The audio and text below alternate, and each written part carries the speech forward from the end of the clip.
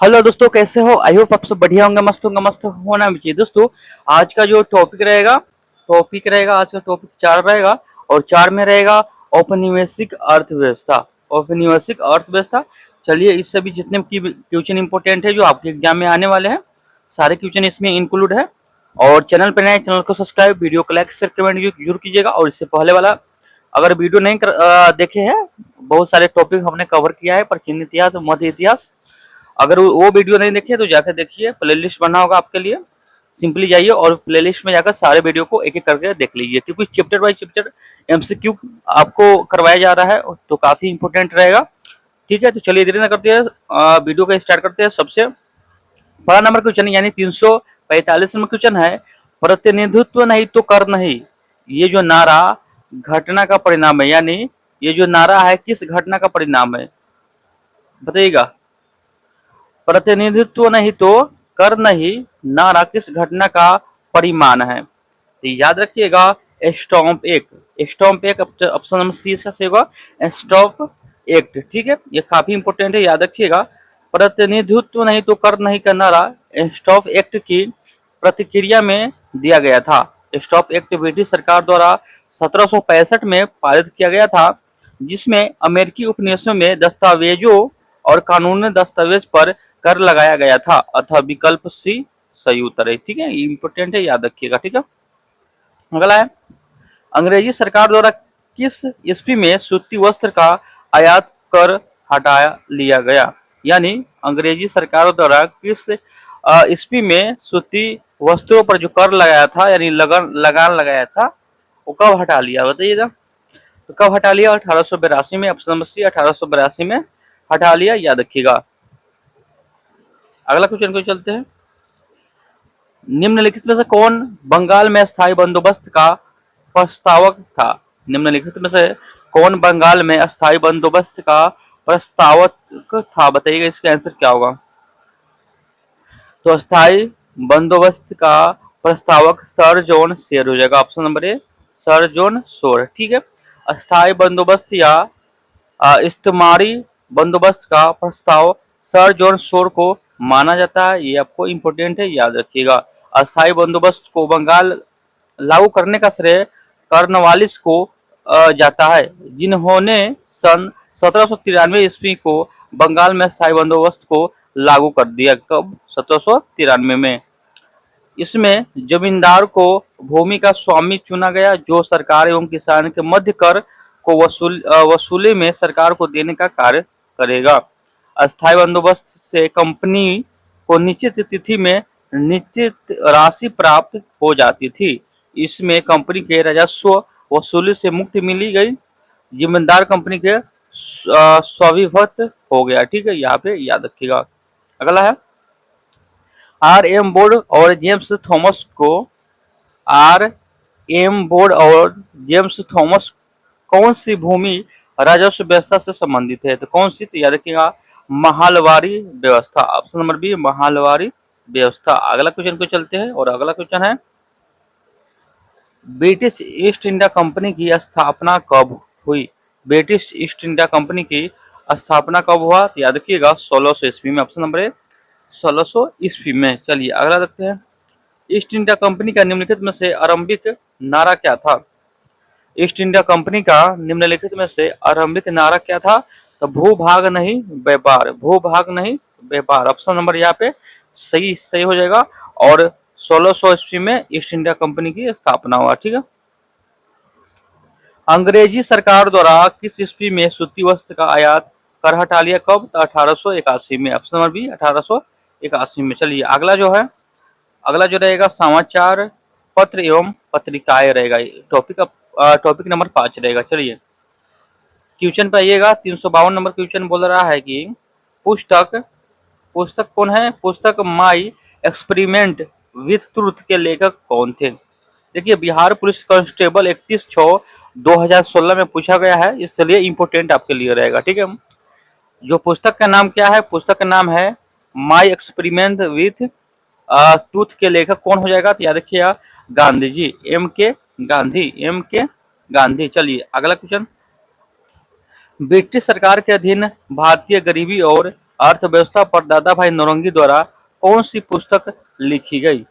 बताइएगा। ब्रिटिश सरकार के अधीन भारतीय गरीबी और अर्थव्यवस्था पर दादा भाई नौरोंगी के द्वारा कौन सी पुस्तक लिखी गई, ये आपको बताना है। कौन सी पुस्तक, तो याद रखिएगा ऑप्शन नंबर सी हो जाएगा poverty and unabated rule in India. Option number C यहाँ पे सही हो जाएगा। अगला क्वेश्चन,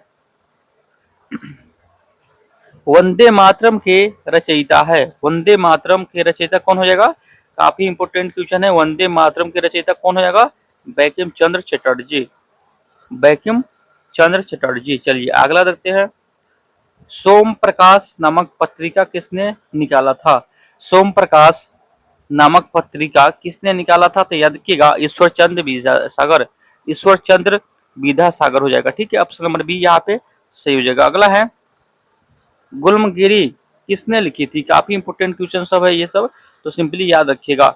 गुलामगिरी किसने लिखी? गुलामगिरी किसने लिखी?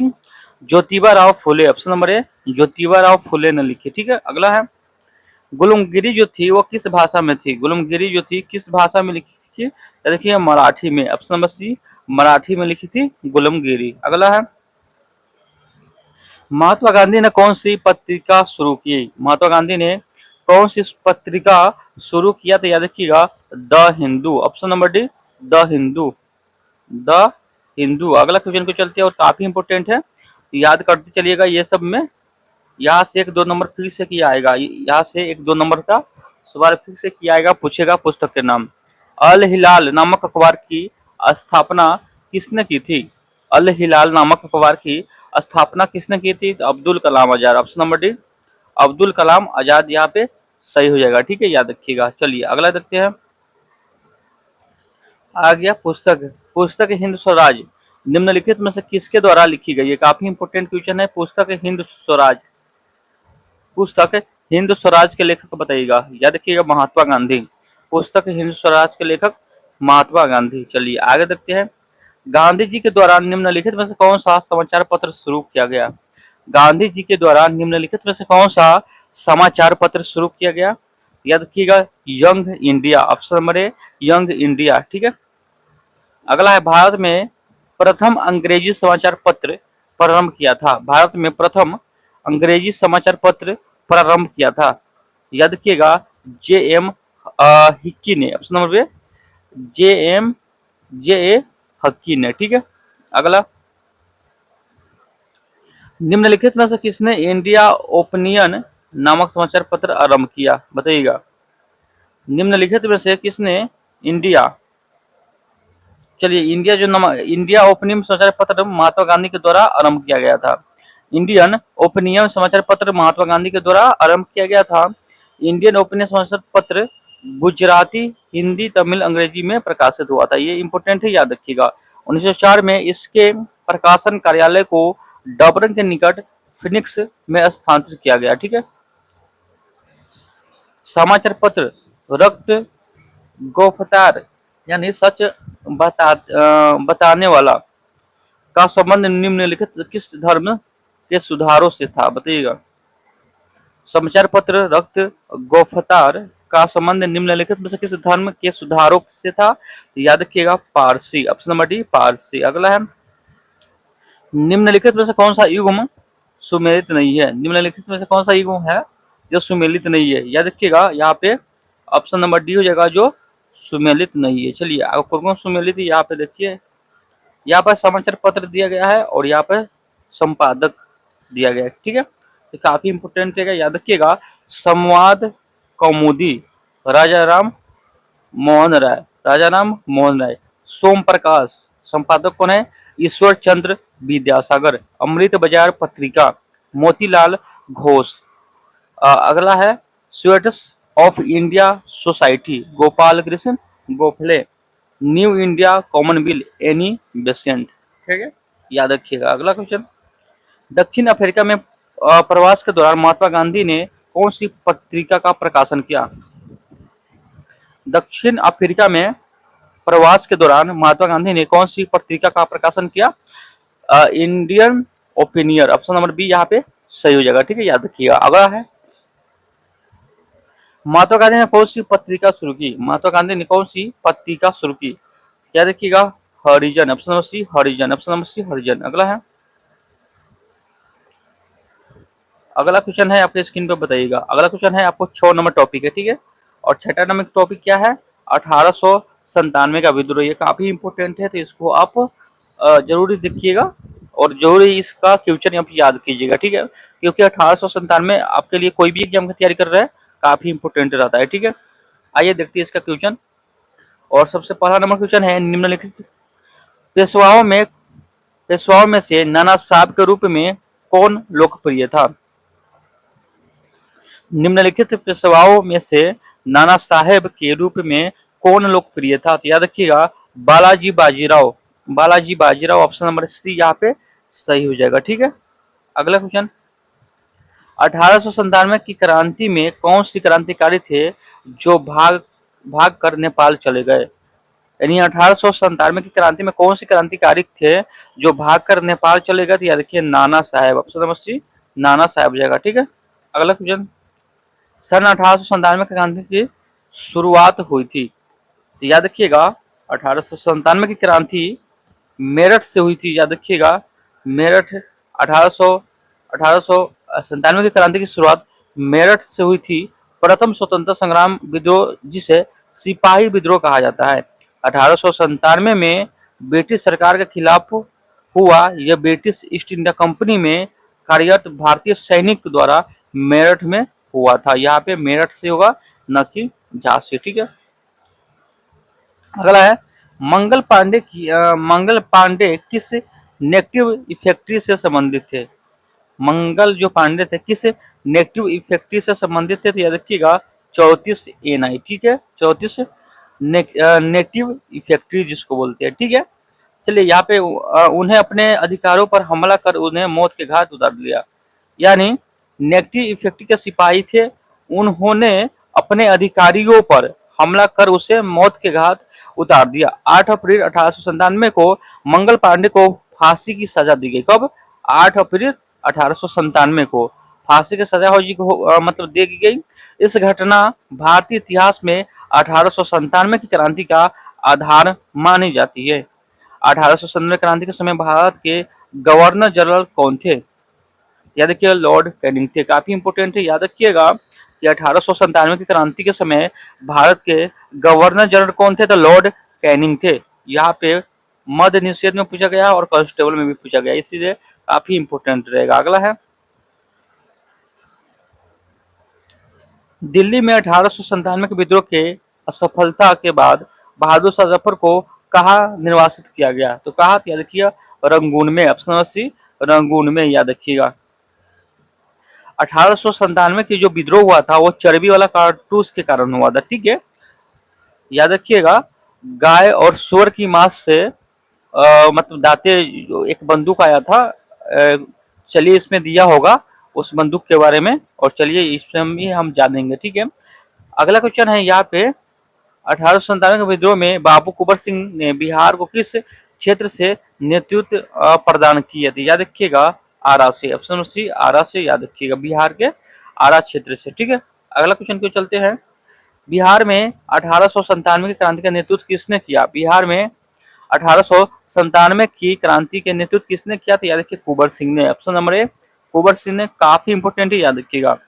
वर्ष 1897 में मेरठ में प्रथम सिपाही विद्रोह की आग किस दिन भर की, सिपाही विद्रोह की आग किस दिन भर की, याद रखिएगा 10 मई 1897 को, 10 मई 1897 की, याद रखिएगा ऑप्शन नंबर ए यहाँ पे सही हो जाएगा, ठीक है। चलिए यहाँ पे है दिया गया है कि विद्रोह में आग 10 मई भर की। चलिए ये इंपोर्टेंट नहीं है, चलिए यहाँ पे अधिकारी को मारा मंगल पांडे ने, वो दिया गया है। चलिए अगला है, 1897 के भारतीय स्वतंत्रता संग्राम में किसने लड़ते हुए वीर गति प्राप्त हुई। 1897 के भारतीय स्वतंत्रता संग्राम में किसने लड़ते हुए वीर गति प्राप्त की, याद रखिएगा झांसी की रानी, ऑप्शन नंबर डी झांसी की रानी। अगला क्वेश्चन में चलते हैं, चलिए बताइएगा मंगल पांडे का संबंध किस इन्फेक्ट्री से था। मंगल पांडे का जो संबंध था वो किस इन्फेक्ट्री से था, याद रखिएगा 34 NI, ऑप्शन नंबर बी यहाँ पे सही हो जाएगा, ठीक है। अगला क्वेश्चन की ओर चलते हैं, और यहाँ पे दिया गया, चलिए इसको हम पढ़ के सुनाते हैं तो आपको ज्यादा समझ में आएगा। मंगल पांडे एक भारतीय स्वतंत्रता सेनानी थे। उन्होंने सन 1897 की महान क्रांति में महत्वपूर्ण भूमिका निभाई थी। वो ईस्ट इंडिया कंपनी के 34वें बंगाल नेटिव इन्फेंट्री यानी 34 सेना के पैदल सिपाही थे। मंगल पांडे उत्तर प्रदेश राज्य के बरेलिया जिले के मूल निवासी थे। कहाँ से? तो बरेलिया जिले के मूल निवासी थे। 29 मार्च 1897 को मंगल पांडे ने गाय तथा सुअर की चर्बी मिले कारतूस को मुंह से काटने से स्पष्ट माना करा, मानी गाय वाला चर्बी जो था उसको हिंदू और मुस्लिम दोनों उस सिपाही में रहते हैं। तो मतलब कि हम लोगों में हिंदू में मतलब गाय को माता माना जाता है और उस लोगों में मुस्लिम में सुअर को ही। तो दोनों में विवाद हो, मतलब कि मुंह से काटने पे मतलब कि काटने के कारण विवाद हो गया, यानी उसमें सैनिक में यानी उस सैनिक में विद्रोह बन गया, यानी विद्रोह का जो आरंभ किया था मंगल पांडे ने किया था। ठीक है, यहाँ पे दिया गया है काटने से मंगल पांडे ने स्पष्ट माना कर दिया, यानी विरोध प्रारंभ कर दिया, यानी विद्रोह यही से प्रारंभ हुआ, जिसके फलस्वरूप उन्हें गिरफ्तार कर 8 अप्रैल 1897 ईस्वी में फांसी की सजा दे दी गई। यहाँ पे शॉर्ट दिया गया है। चलिए आगे देखते हैं। निम्नलिखित में से जोड़े का मिलान कीजिए, मतलब कि गलत मिलान कौन है, मिलान गलत है। निम्न में से किस जोड़े का मिलान गलत है? तो याद रखिएगा कुंवर सिंह क्या हो जाएगा, जगदीशपुर हो जाएगा। याद रखिएगा ये आपको मेरठ नहीं होगा। अगला है, चलिए यहाँ पे दिया गया है रानी लक्ष्मीबाई झांसी के थे, नाना साहब कानपुर के थे, हजरत महल लखनऊ और कुंवर सिंह जगदीशपुर। 1897 के विद्रोह में क्रांतिकारी के निशाने पर प्रमुख रूप से कौन थे? तो याद रखिएगा जमींदार थे। ऑप्शन नंबर सी जमींदार थे। ठीक है, निम्नलिखित में से कौन सा युग्म सही नहीं है?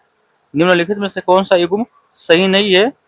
याद रखिएगा सही नहीं है। चलिए यहाँ पे हम देखते हैं कुंवर जो सिंह थे वो बिहार के, कुंवर सिंह बिहार के यानी नेतृत्व किए थे, और लक्ष्मीबाई झांसी और मौलवी अहमदुल्ला फौजाबाद और खान अब्दुल्ला का मतलब खान बहादुर खान बरेली से ये नेतृत्व किए थे 1897 में। अगला है, निम्नलिखित में से किसने 1897 की क्रांति को राष्ट्रीय क्रांति यानी नेशनल रिवोल्ट्स घोषित किया?